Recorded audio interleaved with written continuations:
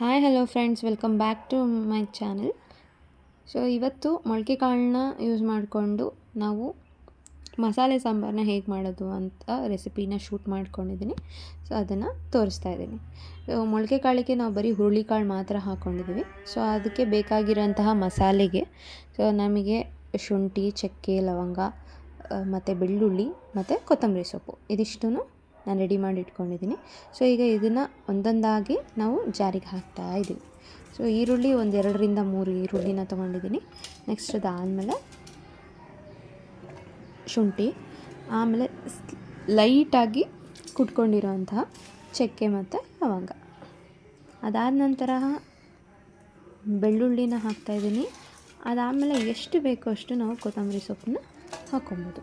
So totally ನಮ್ಮ ಮನೇಲಿ 9 members ಇರೋದ್ರಿಂದ 2 ಟೈಮಿಗೆ ಬೇಕಾಗಿರೋಷ್ಟು ಸಾಂಬಾರನ್ನ ಮಾಡಬೇಕಾಗುತ್ತೆ.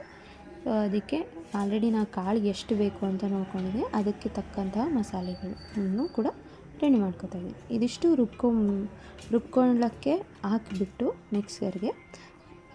ಅದಾದ ನಂತರ ಕುಕ್ಕರ್ಗೆ ಎಣ್ಣೆ ಹಾಕಿ ಎಣ್ಣೆ ಕಾದ ನಂತರ ಕಾಳನ್ನು ಹಾಕ್ತಾಯಿದ್ದೀನಿ. ಕಾಳು ಸ್ವಲ್ಪ ಆಯಿಲಲ್ಲಿ ಫ್ರೈ ಆಗಬೇಕು, ಅಂದರೆ ಅದು ಹಸಿ ವಾಸನೆಯನ್ನು ಹೋಗೋ ತನಕ ಕಾಳನ್ನ ಫ್ರೈ ಮಾಡಬೇಕು.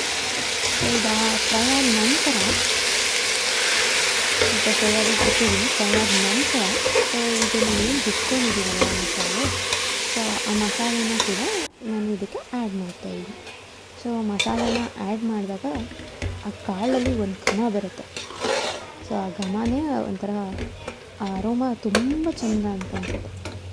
ಸೊ ಇದು ಎರಡನ್ನೂ ಆ ಮಸಾಲೆಗೂ ಕೂಡ ಹಸಿ ವಾಸನೆ ಹೋಗೋ ತನಕ ನಾವು ಫ್ರೈ ಮಾಡ್ಕೋಬೇಕಾಗತ್ತೆ ಕಾಳನ್ನ. ಸೊ ಇವೆರಡನ್ನೂ ಸ್ವಲ್ಪ ಫ್ರೈ ಆಗೋಕ್ಕೆ ಬಿಡೋಣ.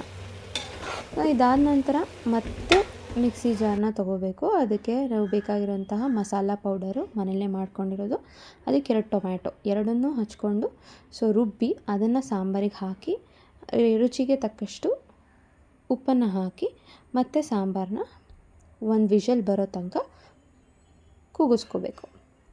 ಸೊ ಇದಾದ ನಂತರ ಎಲ್ಲರ ಮನೇಲೂ ಕಾಯನ್ನು ಆಡಿಸಿ ಹಾಕೋದು ಕಾಮನ್ನು. ಬಟ್ ನಮ್ಮ ಮನೇಲಿ ಏನು ಅಂತಂದರೆ, ಈ ಕಾಯನ್ನು ಚೆನ್ನಾಗಿ ನುಣ್ಣಗೆ ರುಬ್ಬಿಟ್ಟು, ಸೊ ಕಾಯಿನ ನಾವು ಡೈರೆಕ್ಟಾಗಿ ಸಾಂಬಾರಿಗೆ ಹಾಕಲ್ಲ, ಕಾಯಿ ಹಾಲನ್ನು ಹಾಕ್ತೀವಿ.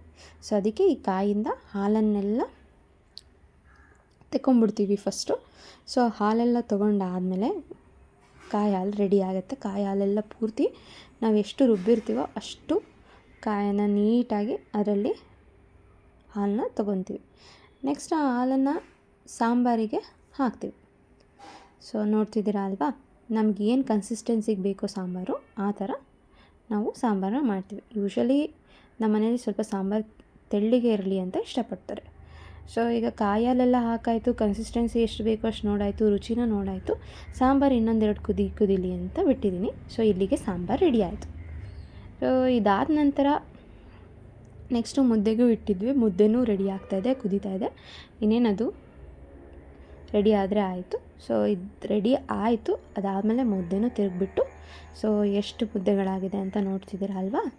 ಸೊ ಇಷ್ಟು ಮುದ್ದೆಗಳು ರೆಡಿ ಆಯಿತು. ಇದಾದಮೇಲೆ ಒಂದು ಸ್ಪೆಷಲ್ ರೆಸಿಪಿ ನಮ್ಮ ಮನೇಲಿ ಪಾಯಸನೂ ಕೂಡ ರೆಡಿ ಇತ್ತು, ಹೆಸರುಬೇಳೆ ಪಾಯಸ. ಸೊ ಹೆಸರುಬೇಳೆ ಪಾಯಸ ಕೂಡ ನಮ್ಮ ಮನೇಲಿ ಇವತ್ತಿನ ಮಧ್ಯಾಹ್ನದ ಊಟಕ್ಕೆ ರೆಡಿ ಇತ್ತು.